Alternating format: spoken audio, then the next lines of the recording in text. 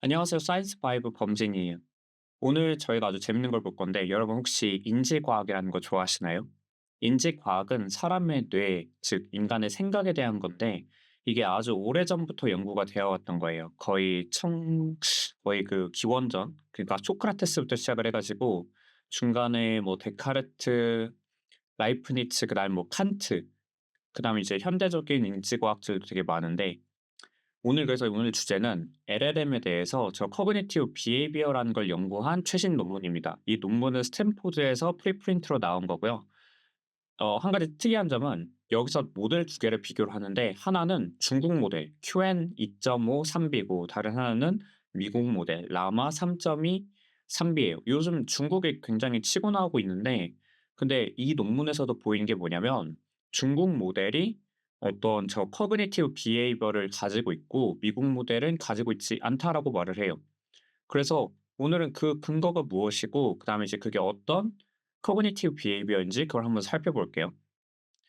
먼저 여기서 다루는 태스크는 여기 오퍼레이션즈라 그래서 여기 덧셈, 뺄셈, 곱셈, 나눗셈 이런 게 있고 그다음에 여기 이제 숫자들이 뭐가 이렇게 있습니다. 여기서 이제 목표라는 건 뭐냐면 이 30이라는 숫자가 나오기 위해서 얘네들을 어떻게 조합해야 하는지예요. 그래서 여기서는 지금 32는 이렇게 뺄셈, 덧셈, 곱셈을 연산을 하면 나온다. 그래서 이거를 이제 푸는 거고 이거는 단순하게 저희가 이제 암기를 하기보다 추론, 즉 리즈닝이라는 게 필요해요. 그래서 인간이 저거를 풀 때 뭐 어떤 거를 제안을 할 건지 그리고 어떻게 문제를 또 개선할 건지 그런 인식적인 과정이 있으니까 그거를 LLM에 대해서 평가를 하겠다는 겁니다. 자, 그래서 여기서 네 가지 유형을 평가를 하는데 첫 번째 베리피케이션은 Let me check my answer. 그래서 이미 연산을 한 거에 대해서 평가를 다시 하는 거고요. 두 번째 백트래킹은 Let's try a different approach. What if we? 그래서 다시 돌아가서 우리가 만일 다른 걸 했으면 어땠는지 그렇게 찾는 겁니다. 그 다음으로 서브 골 세팅은 Let's try to get to a multiple of 10. 그래서 여기서 10의 배수가 나오도록 해보자. 그래서 지금 30이라는 게 목표인데 그 전에 예를 들어서 뭐 8의 배수가 나오도록 해보자. 이런 식으로 고를 세팅을 하는 거고 마지막으로 backward chaining은 working backwards 24는 8 곱하기 3. 그래서 30이라는 거는 예를 들어서 4 곱하기 8 이런 식으로 다시 되돌아가서 생각을 하는 거예요. 자, 그러니까 이러한 리즈닝, 어떻게 보면 인식론적인 거에 대해서 QM 모델과 라마 모델에 대해서 이제 파인 튜닝을 진행을 합니다. 그래서 아래 스텝스를 250까지 해 가지고 쭉쭉쭉 진행을 했어요. 그래서 학습을 하면 할수록 이제 저 네 가지에 대해서 여기 보면 이렇게 올라가는 게 있죠. 그리고 여기는 아예 없죠. 지금 이건 뭐냐면 베리피케이션이랑 백트래킹 이 두 가지에 대해서 QM 모델이 이거를 성공하는 그런 스코어를 보였다는 거예요. 그래서 여기는 이제 얼마나 많이 저걸 사용을 했는지고 그래서 QM 모델은 성공적으로 저 두 가지 기능을 보였는데 라마 모델은 하나도 보이지 못했어요. 이게 어떻게 보면은 똑같이 3B 그러니까 작은 모델이지만 이 모델에 대해서 두 개가 서로 다른 인식론적인 행동을 보이고 있다는 걸 보여주는 겁니다. 그래서 이제 퍼포먼스를 한번 비교를 해 보면 QA는 엄청 길게 근데 라마는 이렇게 짧게 대답을 했어요. 그래서 아래 스텝스 저희가 파인 튜닝을 진행을 하면서 봐 보니까 스코어가 QA는 쭉 올랐는데 라마는 천천히 이렇게 오르는 경향성을 보였어요. 그리고 얘 같은 경우는 이제 리스폰스 랭스라 그래서 이제 대답의 길이가 길어지는지 짧아지는지인데 이렇게 보니까 라마는 이렇게 쭉 떨어져 버리는데 QA는 이렇게 엄청 올라갔다가 이렇게 수렴한 걸 볼 수 있죠. 그래서 지금 이 두 가지가 퍼포먼스가 수렴을 한 것 같은 경우는 모델 크기가 3B라서 저 정도 수준이 지금 저 모델이 할 수 있는 수준이라는 걸 보여주는 거고 근데 라마 즉 이 미국 모델은 이제 저기까지 가려면 아직 더 이렇게 학습을 쭉 해야 되죠. 그러니까 어떻게 보면은 라마의 인식론적인 게 QM보다 못하다는 걸 보여주고 있는 거예요.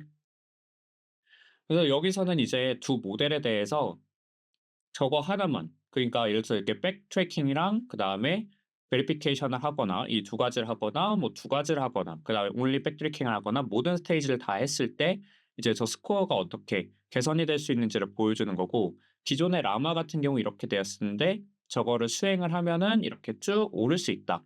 즉 두 모델이 이렇게 QN 같은 경우도 이렇게 했는데 더 오를 수 있다는 두 가지에 대해서 보여줬어요. 그러니까 라마 같은 경우 원래 저 인식론 자체가 없었는데 저게 추가가 되면 모델 성능이 오를 수 있다는 것, 그리고 QN에 대해서도 기존 성능 대비해서 더 오를 수 있다는 걸 보여주고 있습니다.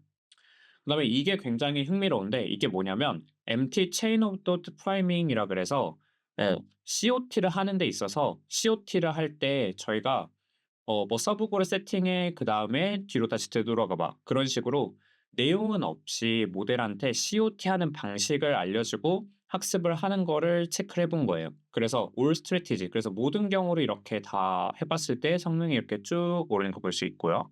그다음에 Q&A 기존 성능 대비 이렇게 오른 거. 참고로 이거는 라마 모델에 대해서 올 스트래티지 그다음에 MTCOT, 랭크 매치드 MTCOT를 한 거예요. 그래서 보면은 MTCOT라 하면은 사실은 QN까지 오르질 못하고 라마가 여기서 요 정도까지만 오릅니다.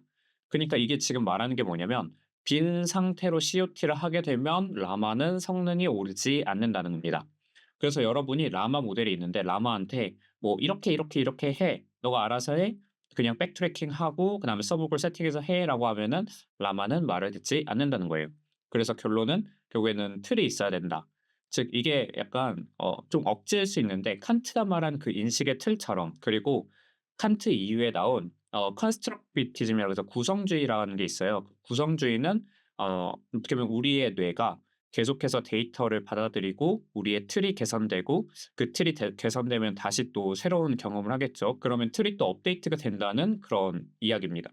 그래서 여기서는 이 COT라는 틀을 저희가 제공을 했는데 이 COT를 제공을 했을 때 과연 그냥 라마가 성능이 오를 수 있는가인데 지금 여기서 보다시피 우리가 원하는 수준까지 이렇게 오르지 못하고 중간에서 이렇게 멈춘 거를 볼 수 있어요, 중간에서. 그래서 얘 같은 경우는 할 수 없다. 근데 한 가지 흥미로운 거는 만일 COT를 하는데 정답이 틀려요. 그러니까 우리가 어떤 경험을 해요. 뭐 이렇게 이렇게 논리를 전개하는 거 전개하는 거야. 근데 그 안에 숫자가 막 다 틀려요. 그래도 성능이 오르는가에 대한 테스트를 해 봅니다. 즉 이게 무슨 말이냐면 저희가 아까 32는 뭐 어떻게 구성을 하는지 이렇게 나와 있잖아요. 근데 그게 절차는 맞는데 근데 안에 있는 숫자가 커렉트하지 않다. 즉 숫자가 바꿔도 모델이 학습을 해도 성능이 오르는가. 즉 인식의 틀을 형성을 하는 것만으로, 그리고 내용은 이상한 게 들어가도 성능이 오르는가예요. 그래서 지금 보면은 all strategy랑 그다음에 all strategy with incorrect answers, 그래서 두 개 보면 성능이 똑같죠. 그러니까 이게 굉장히 놀라운 거예요. 모델한테 잘못된 정답을 알려줬는데 그냥 틀을 제공한 것만으로 성능이 올랐다는 거예요. 근데 틀이 앞에서 봤듯이 MTCOT로 하면 안 되고 근데 뒤에서 봤듯이 이걸 이제 풀 솔루션을 제공하면 된다는 거죠. 마지막으로 논문에서는 이제 이 데이터셋이 굉장히 적다 이렇게 이제 이야기를 합니다. 그래서 여기 보시면은 몇 개의 개수가 있는지 봤는데 여기 보면은 거의 뭐 10%, 그다음에 얘 같은 경우는 뭐 2% 이렇게 있어요. 그니까 데이터 수가 아주 적기 때문에 만일 저 틀을 학습하는 게 굉장히 중요하다면 저 데이터의 양을 늘리는 게 중요하다고 이야기를 합니다.